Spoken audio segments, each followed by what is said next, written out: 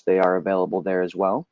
Other than that, we do appreciate you hanging out here. The hard truth about healthcare soft skills, we're going to kind of talk through why this is such a hot topic in human resources and kind of what to look for, how to find it, and really how to find candidates that fit into what you guys are looking for.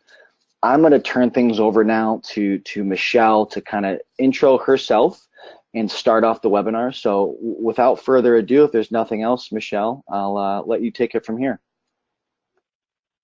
Great. All right. Thanks, Corey. This is Michelle Reed. I'm the Chief Marketing Officer at SkillSurvey. Glad to be with all of you today.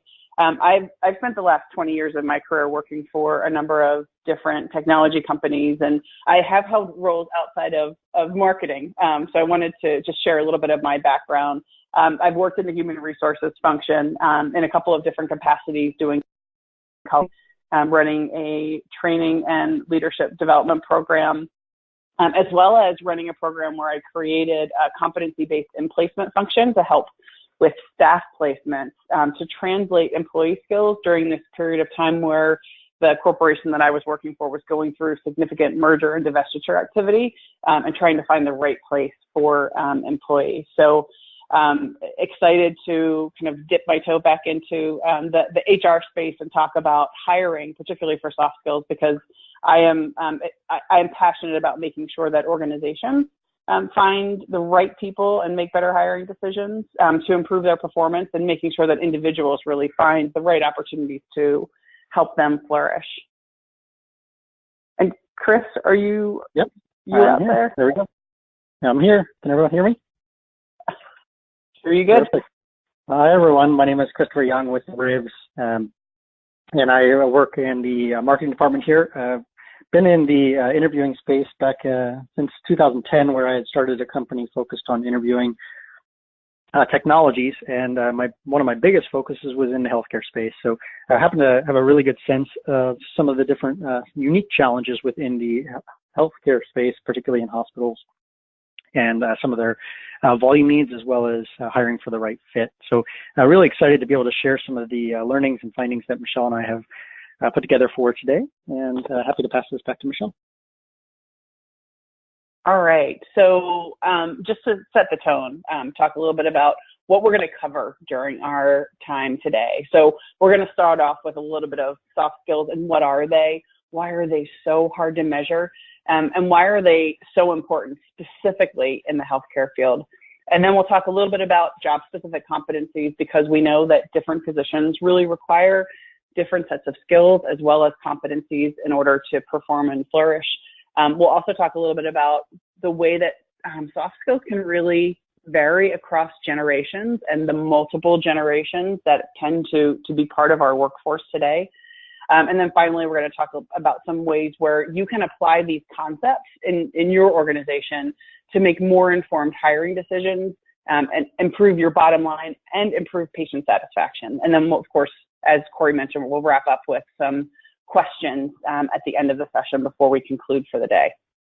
So let's get right into it. So if you happen to Google soft skills, Corey mentioned it's a hot topic. If you search, you will likely get more than 1 million entries. So when I did this last week as we were prepping for the session today, I just typed in soft skills, and my search results returned 1,260,000 results. So everyone really is talking about soft skills, whether it's the top 10 soft skills, the 8 soft skills you need, the 3 hottest soft skills to care about. Really, I think the thing that's most important is giving a little bit of context to this topic and why they matter, and what's going to be really important, particularly in the world of healthcare. So when we think about today's environment, we know that it's really no longer enough just to be a functional expert. So hiring managers are really looking for something a little bit more than just the basic core competencies for someone to get the job done. So they're looking for different things like personal qualities, they're looking at habits, they're looking at attitudes and social graces, and all the things that can make someone a really good employee and compatible to work with right? How are they going to interact and engage with all of you and all of your colleagues who are already part of your organization? So according to Career Builder, on the screen here, these are the top 10 soft skills that today's managers want to see in candidates.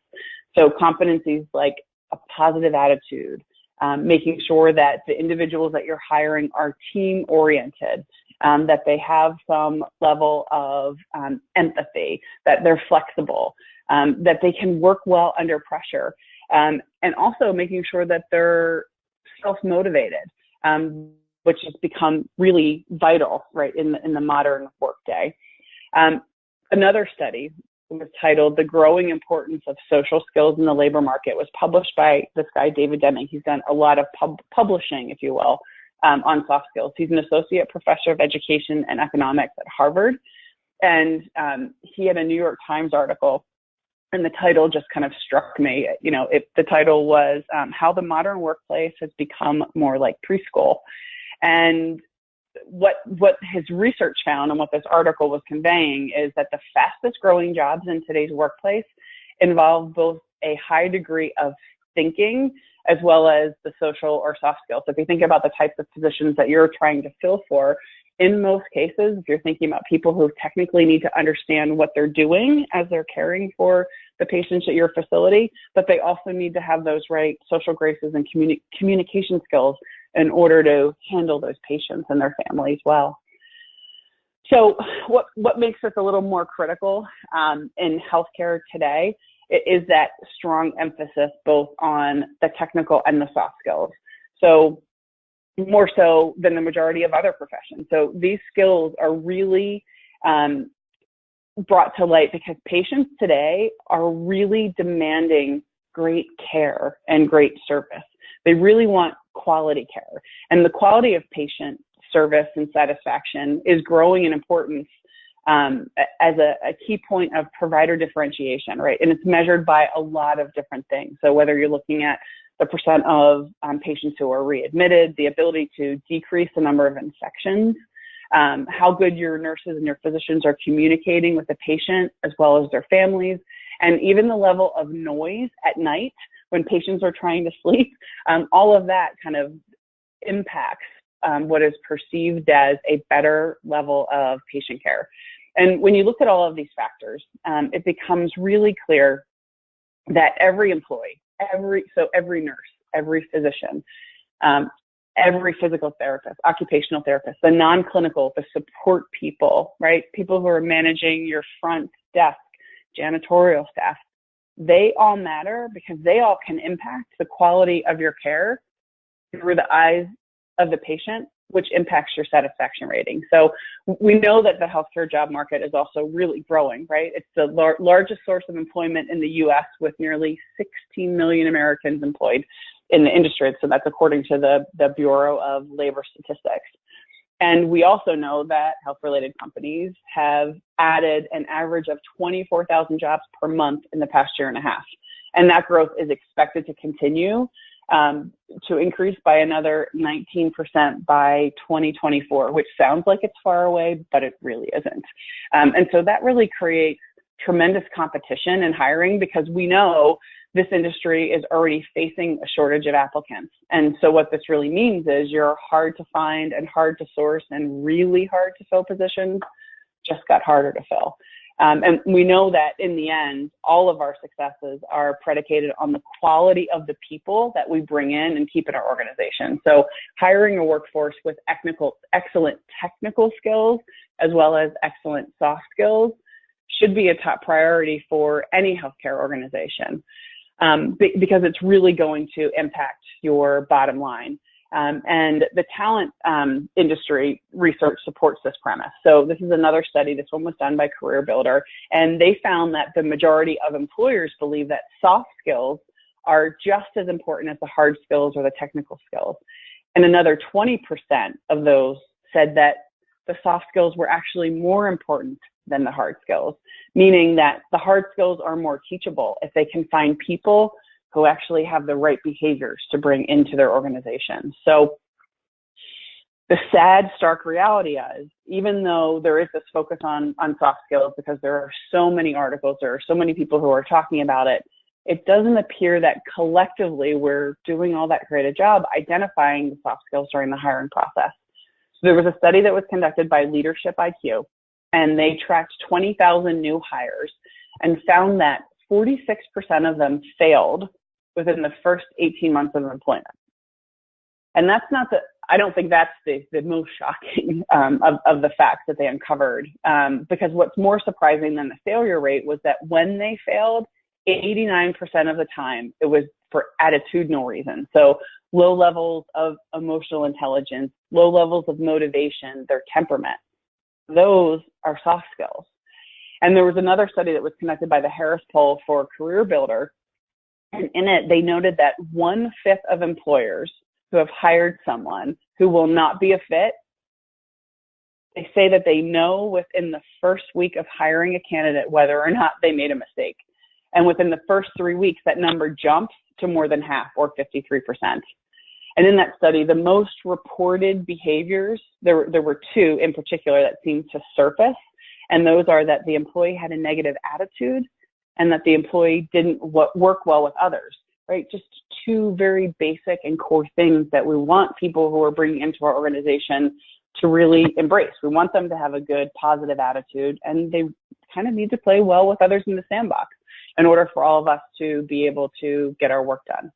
So let's dig into some of the definitions. So I want to be sure before we get too much further that we are all really clear on the language that we're using today, and to give firm definitions of what we mean by soft skills. And by definition, I'd like to also cover off on what we mean by hard skills.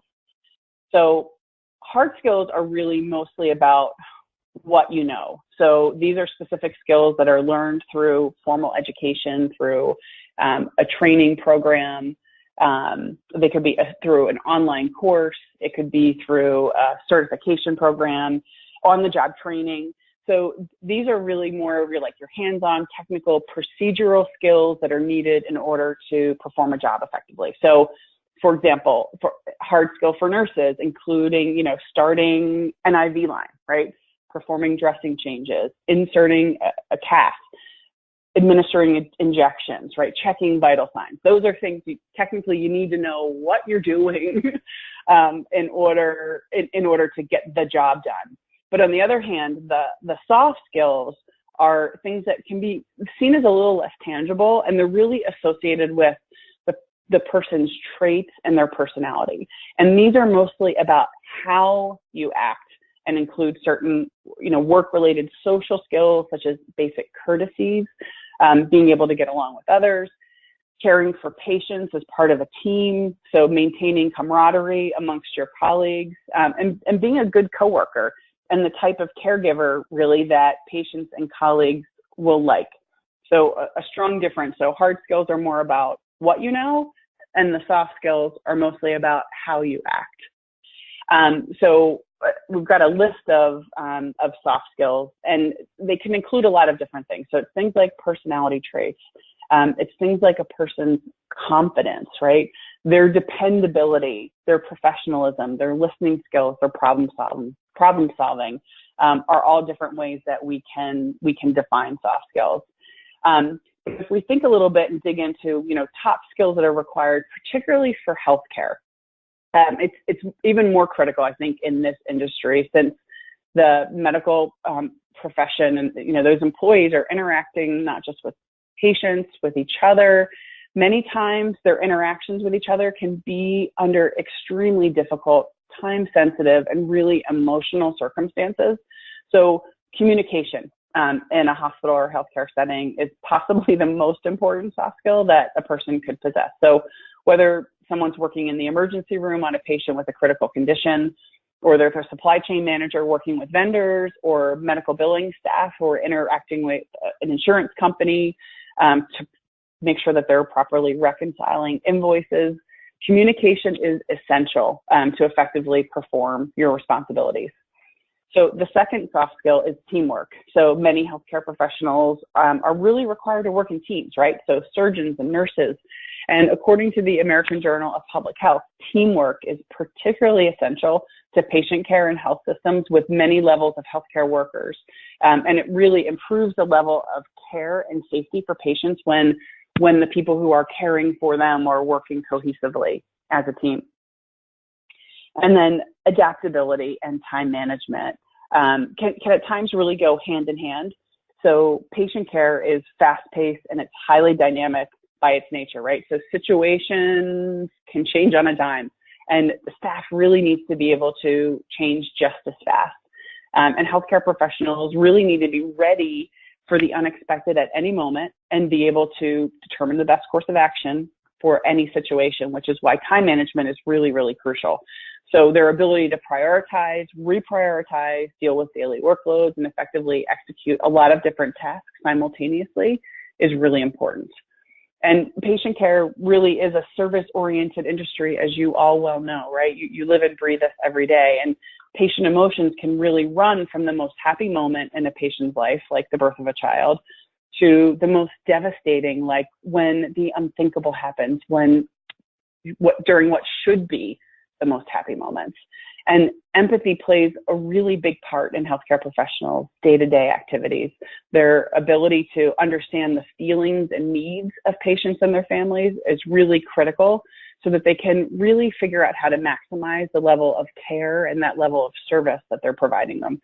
So staff members really need to be able to develop meaningful relationships and promote a sense of trust with the people they're caring for. And then finally, choosing to work in this industry, individuals really need to be able to work well under pressure.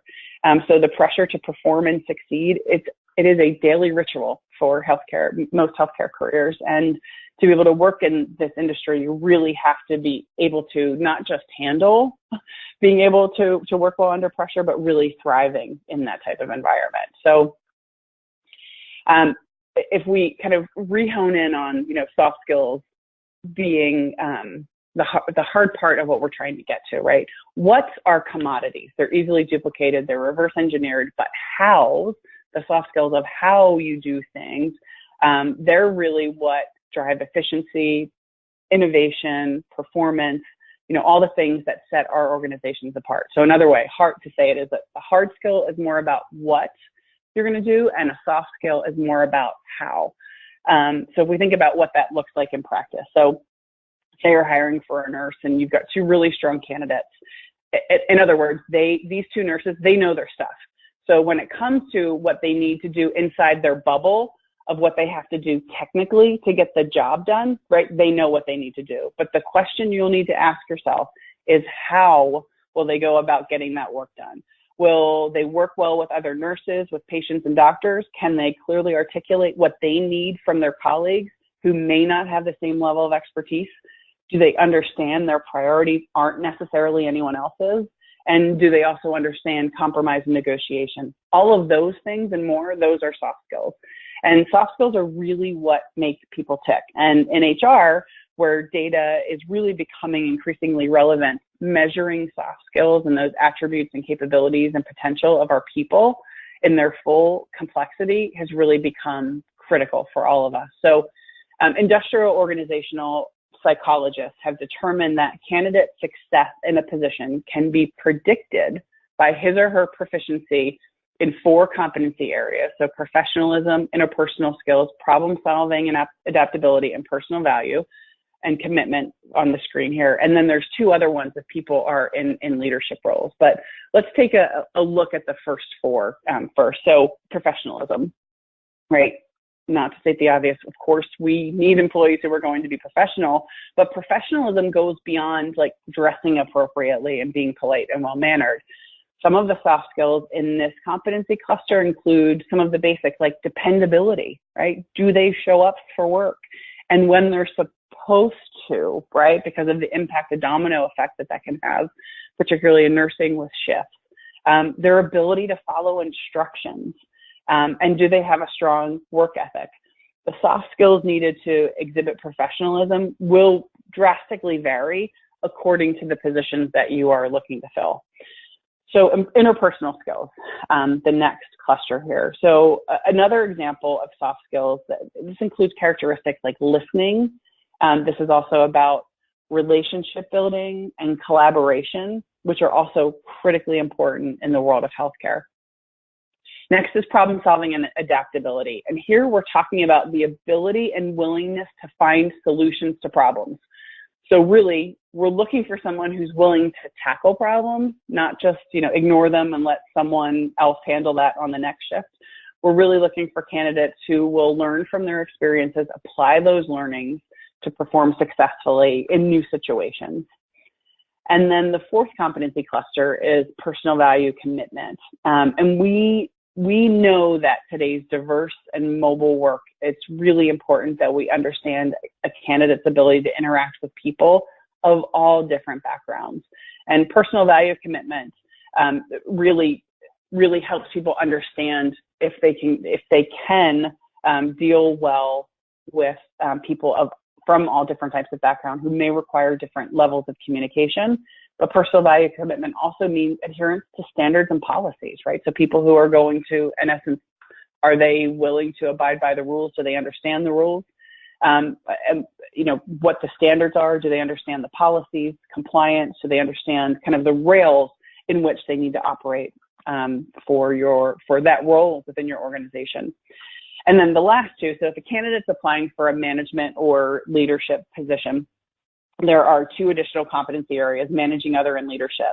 So first, the ability to manage others. So no matter what position you're assessing a candidate for, there are certain soft skills that really are necessary for success. You need to make sure that they can build a strong and diverse team by, recruiting and selecting competent and talented people, by working with people like all of you on this call.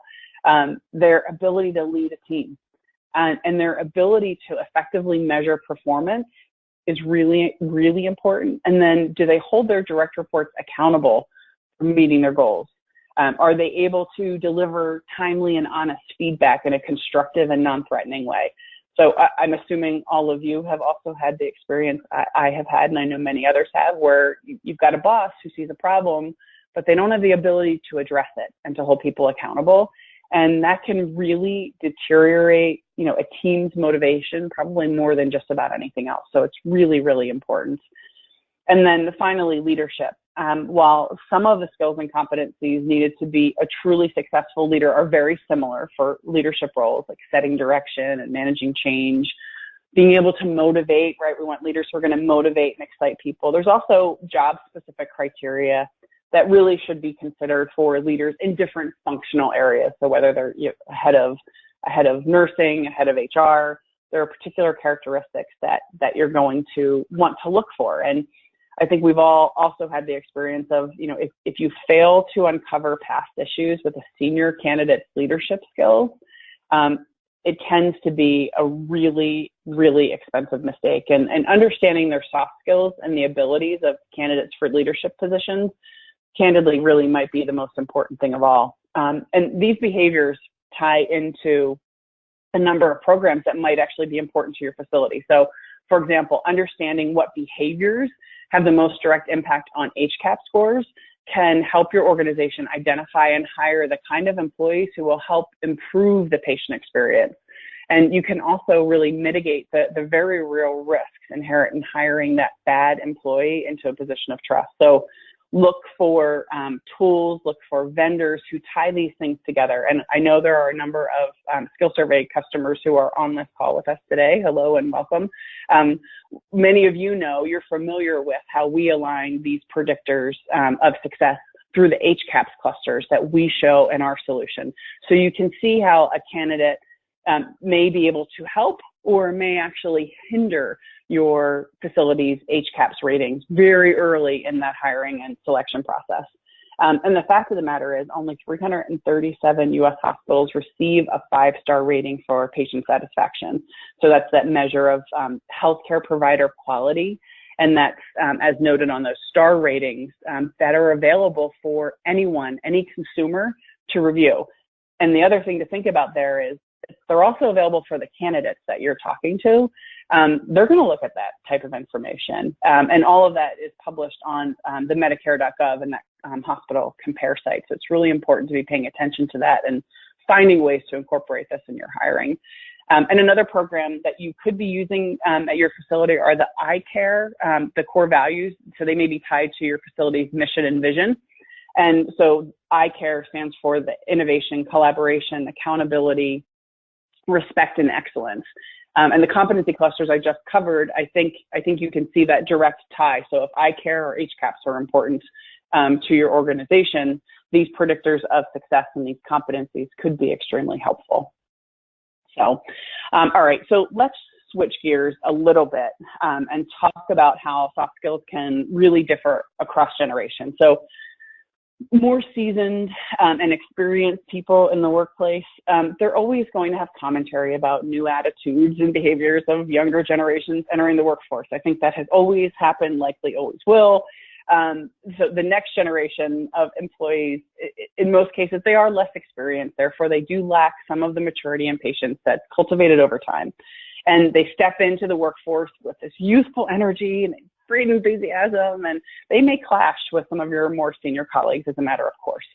But according to researchers who have studied the generations and their interplay and their impact in the workplace, there's actually something much larger going on here than the typical difference between, your more seasoned hires and your newer hires. So the post-boomer generational shift that demographers have been anticipating for years is really coming to fruition and playing out in the workplace. And there have been a lot of articles that highlight the different personalities and the different working styles across the generation, especially when it comes to millennials. So in fact, there was a recent report that was published by PayScale, and they examined how prepared recent college graduates are to enter the workforce. And 87% of them felt that they were more than ready, but only half of the hiring managers agreed with them. So this is a stark reminder that generational differences really do exist. The study also examined which skills managers thought recent college graduates were lacking, and overwhelmingly, the results demonstrated that while millennials are conquering most of their course material, the challenges, the sought-after soft skills like problem solving, attention to detail, and communicating effectively were missing. And the study also found that hard skills in particular also skew differently according to the generation. So baby boomers, so those who were born in 1946 to 64, tend to excel in management skills. Millennials born in 1981 to the year 2000 tend to be experts in digital technologies.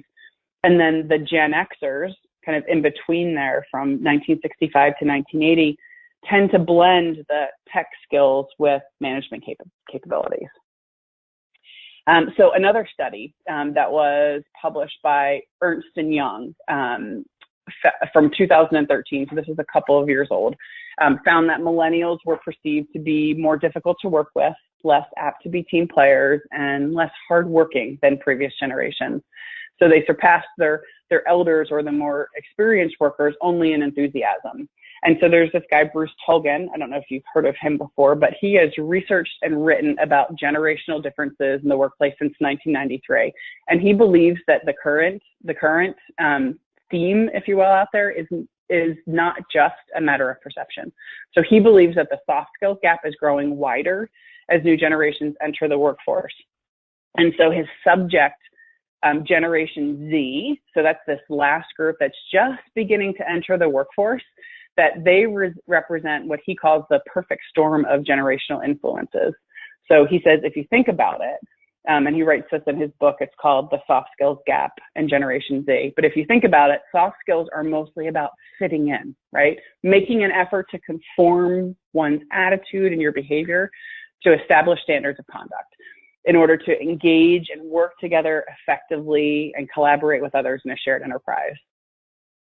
But the challenge is Gen Zers are the ultimate nonconformists. So there was a recent published report from Bridgeworks. I just saw it yesterday. And they said that Gen Z accounts for 61 million people in the US, which is a larger group than Gen X actually represented. And Gen Zers have lived a much different life than their parents and millennials in kind of that generation before them. because these Gen Zers, they're a generation that in many cases, they don't remember life without a smartphone, right? They've always, from the time they were a baby, had a smartphone in hand. They don't have any memory of the 9/11 attacks. That was not a reality for them. It's all classroom learning. And as a result, companies looking to recruit and retain them, we need to think about adjusting our tactics a little bit. So according to Tolgan, much of the reason that this second wave millennials or these Gen Zers seem like this sometimes a foreign species is because they came to age in the 2010s during this era of profound change and uncertainty driven by epic historical forces, globalization, technology, institutional insecurity, the information environment, human diversity, and all these things have always been part of their lives. And all of these factors really have culminated in this emphasis on cultivating individualism from a young age. So in order to succeed, you really need to stand out. And that attitude to try on and like swap out your identity and your persona via social media, right? Because that's the world, again, they also live in, it's inherent in who they are. They can change it at the drop of a hat. And you've got this generation of young workers who are entering the workforce with an eye to kind of game the system to figure out how they can just kind of maneuver and change.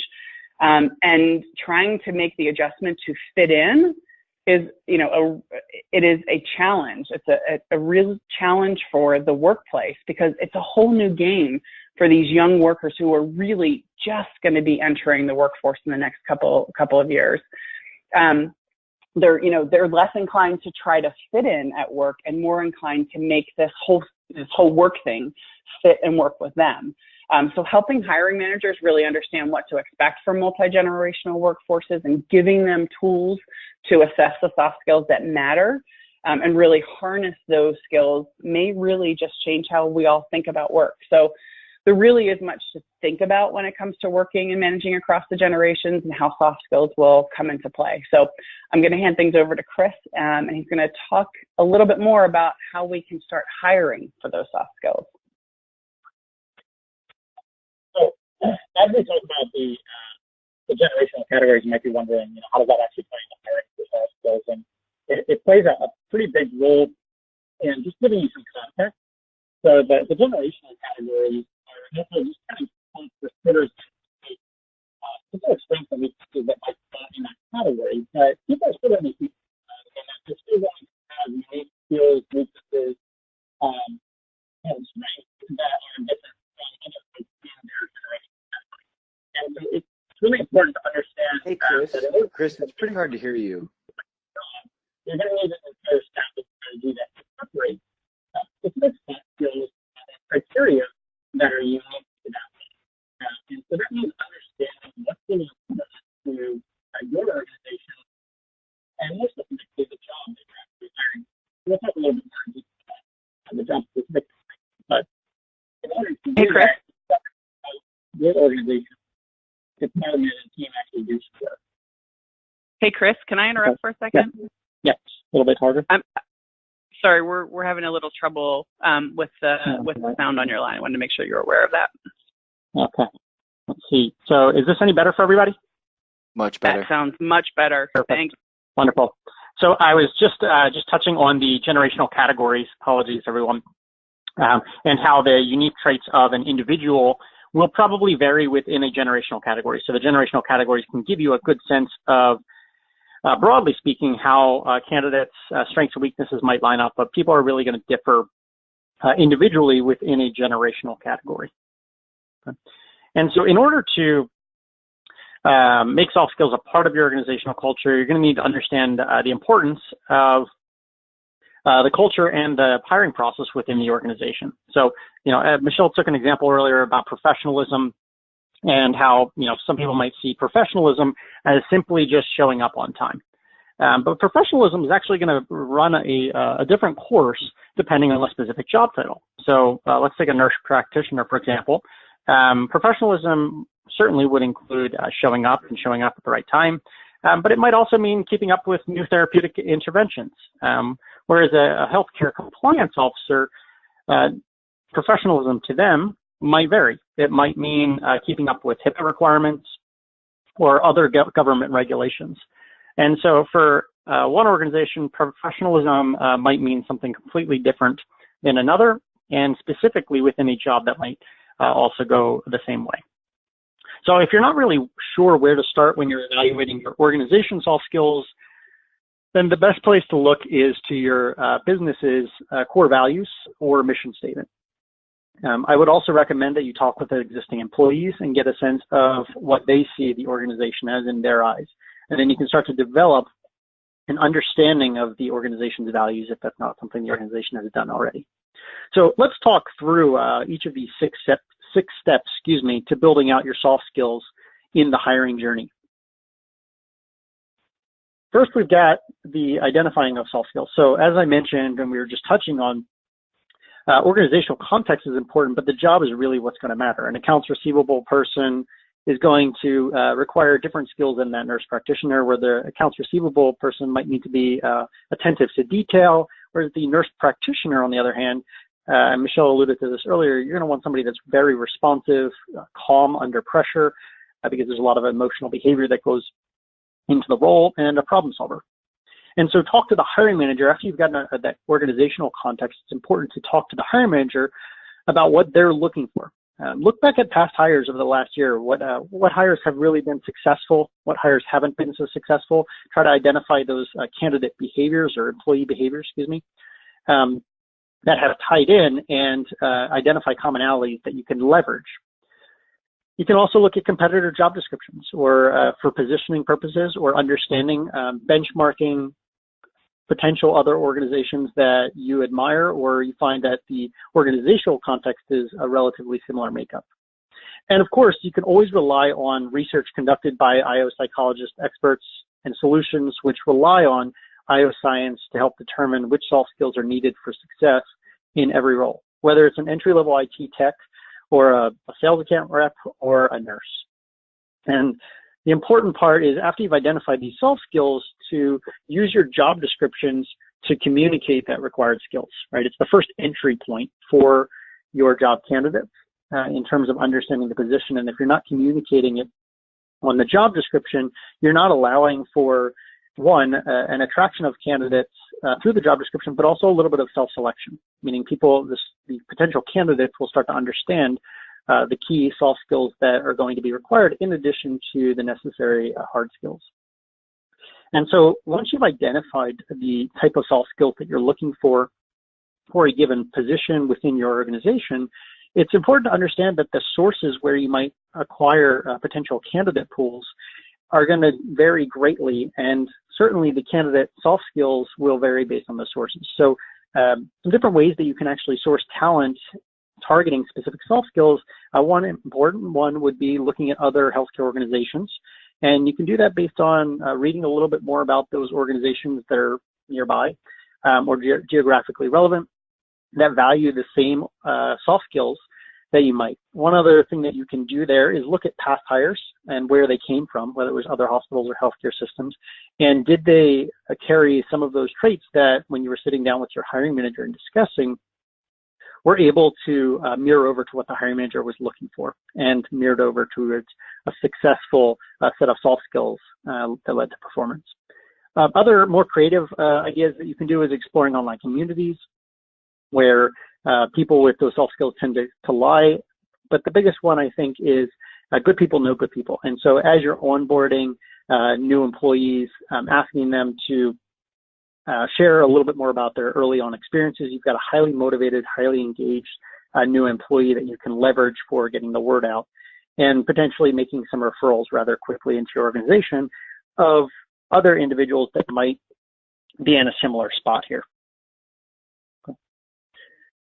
So you can also track your sources all the way through the process. So what I've seen is some organizations can actually track the source of hire or source of the candidate through the day they were hired. So you might identify one source as a great source of candidates that end up getting hired, but you need to carry that through the process so that you have some full reporting around not only which candidates sources were hired, but which candidate sources ended up being a great fit beyond that.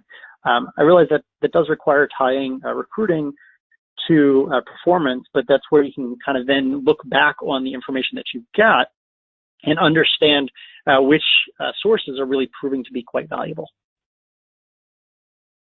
Okay. And then we can talk about recruitment messaging. So don't just stop with your job description. So you've got the first point of communication, communicating those soft skills, but you want to continue to carry out the soft skills communication specifically with the job and the organization throughout the recruiting process and throughout the candidate marketing process.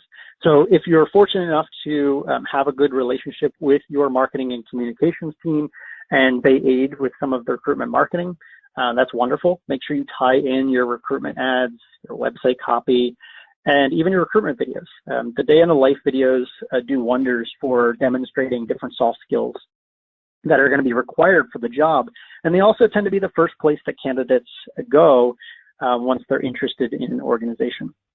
If you don't happen to have the luxury of a marketing and communications team that can work with you on some of this, that shouldn't really stop you from being able to tie in some of these soft skills. You might just have to do it a little bit more ad hoc, whether that's during a career fair, finding ways to promote the various different employees that work with you and the soft skills, or even sharing. If you can't put together a day in the life, you can talk it through with a series of candidates during an info session or as they're visiting you for a potential interview.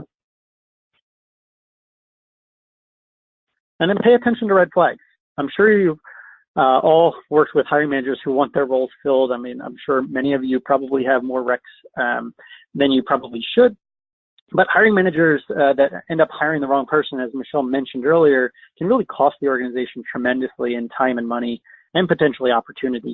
If you look back to the HCAHPS scores, you really don't want to be hiring individuals that end up being the wrong person, given we've now seen a direct effect on the personnel with the HCAHPS scores. So look out for some of the more subtle red flags. Simple ones can be typos in their resume. That'll tell you a little bit more about their lack of attention to detail. They're providing evasive answers or unprepared during an interview. It could just tell you about lack of communication skills. Or one of the ones that I tend to stress a little bit more than others is the lack of knowledge of your organization. So as you're meeting with candidates or discussing, they really don't have a good understanding of your organization or haven't done a lot of research. It does demonstrate a level of unprofessionalism or just lack of engagement in the candidate process.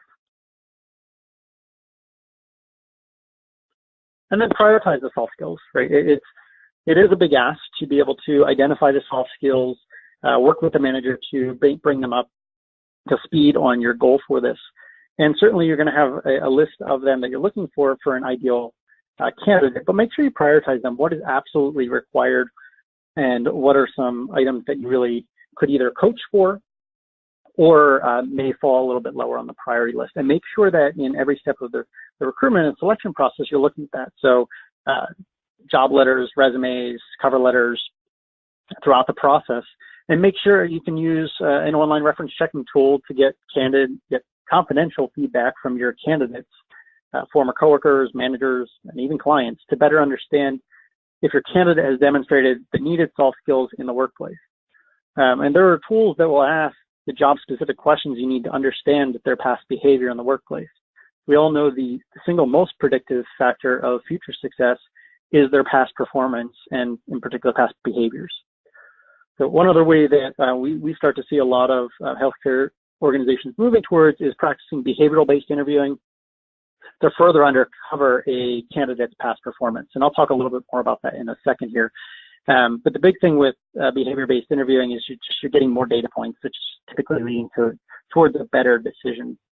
And so that's why it's always important to not only gather the content of what the candidate is saying, but also observe the candidate's reactions as much as you do the content of their responses. Other things that you can do here is updating the rubrics or matrix to evaluate and compare candidates. This is particularly important for your managers. By instituting a matrix, you're really avoiding the bias and being transparent across candidates when evaluating them.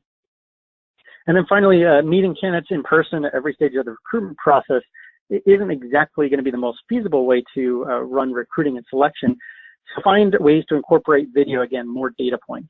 So video where possible to kind of gather additional insights on the candidates earlier in the process, So whether you're swapping phone screens for Skype calls or using one-way interviews, you'll find the additional insights into the candidates helpful for identifying the soft skills earlier in the screening process rather than waiting until the final face-to-face interview.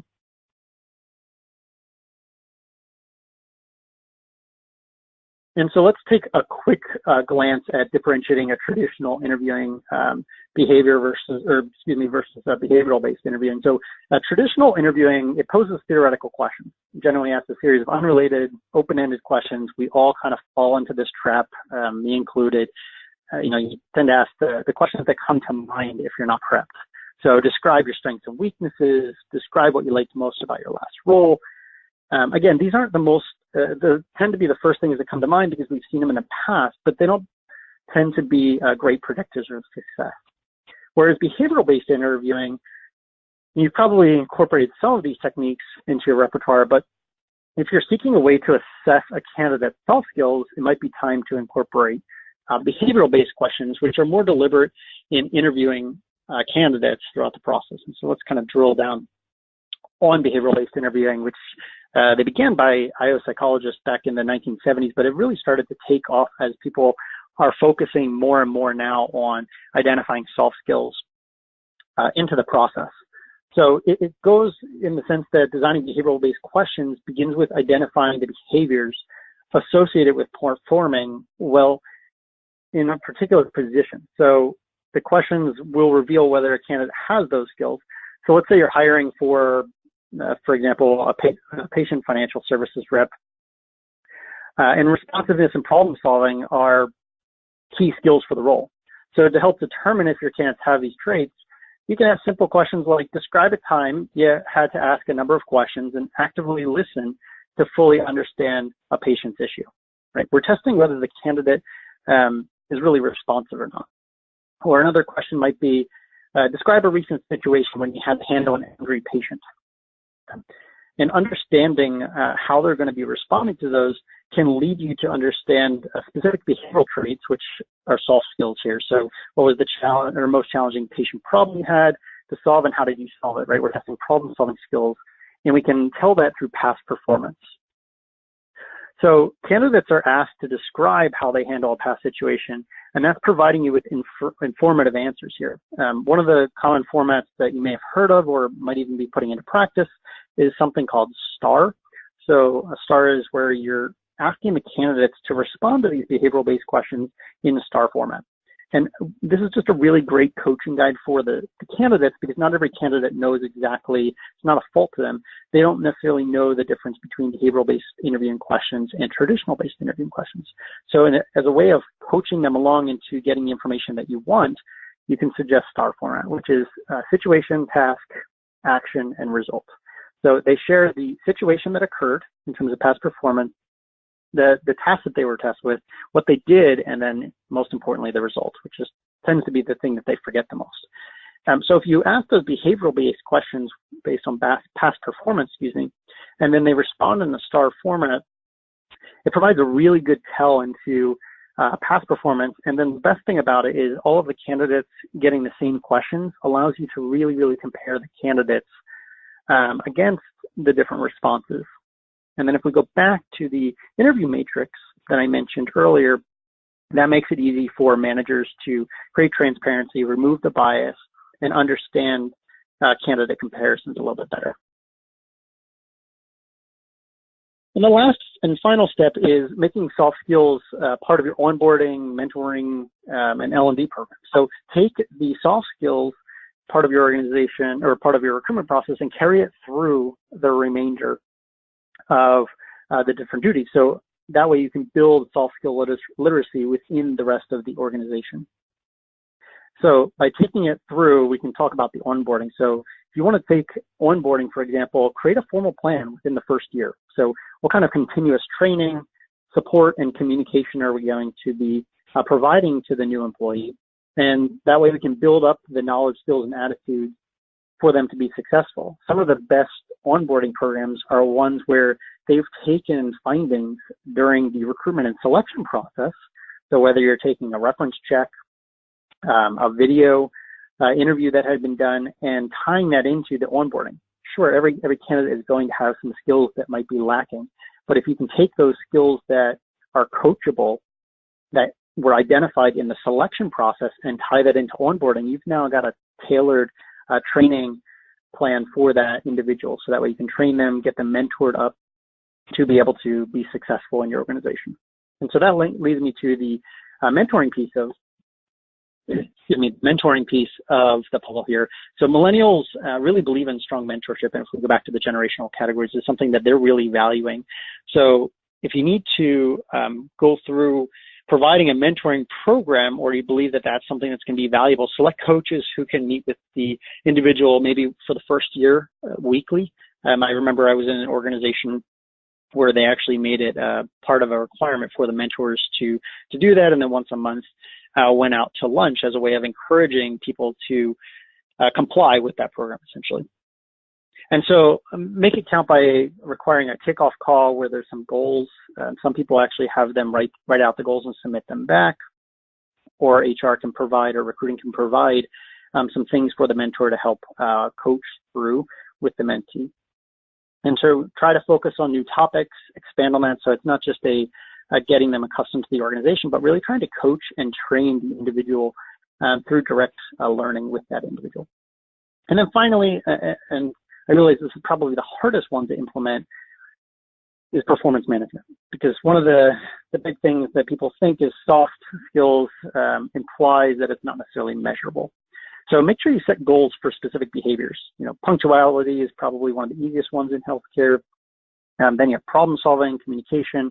And so try to monitor employee performance against those specific behaviors, providing candidates with feedback and direction, and also course correction. If you don't have the ability to help the individual understand how they can get better, it's going to be very difficult to provide them any kind of feedback or guidance to the next step in the organization. And recognize and reward success if you can at your organization. And so why do we actually focus on number 6 here? We do that because if you're tying together your post-hire process, especially in healthcare, hires within tend to be much more affordable. You can certainly grow within an organization, and the average cost of hiring outside an external candidate is about 1.7 times more than an internal candidate, and growing them within, according to the Saratoga Institute. So the more you can tie these soft skills, help grow, train, and build the knowledge and skills of your internal employee base, the more you can link these two together. And so the bottom line here is it's no longer just about finding people with immaculate credentials and amazing interview skills. It's time to find candidates that will be a remarkable fit and help your organization achieve its business goals. So understanding soft skills in a hiring process allows you to not just hire the people to look or play the part, but rather achieve the actual business goals. And if we go back to HCAHPS, we've finally got a communication mechanism between recruiting and the business, where the business certainly understands the patient surveys, and you can directly link personnel to HCAHPS, providing you a great opportunity. I'm going to tie this back over to Michelle here. Sorry, Michelle. Yeah, I think we're down to just a few minutes left, and I know we've covered a whole lot, so I hope you've at least gotten one or two golden nuggets of good information to take away that you can implement. We talked about a lot of things, but if one or two things resonated, that may help you improve your own process with regards to soft skills and how you're selecting people, then I think we've done our job. So, Corey, I don't know if we have any questions out there. Yeah. Looking here now through some of the questions. If there are any questions, feel free to put it in the chat or in the question section here, and I'll be happy to address.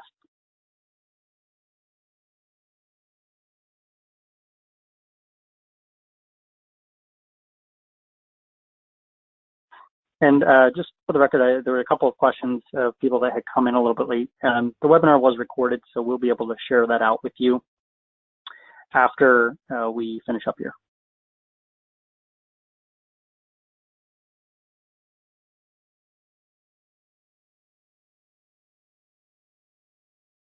I'm just hang here for a few more minutes to see if people are typing in their questions.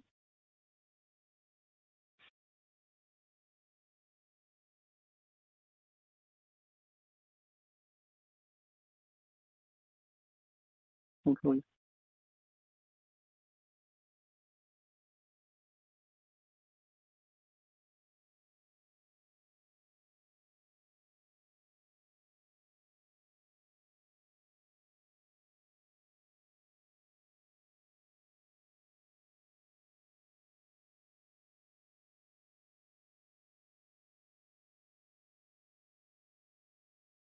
Lena, the webinar will be a link that you can go to.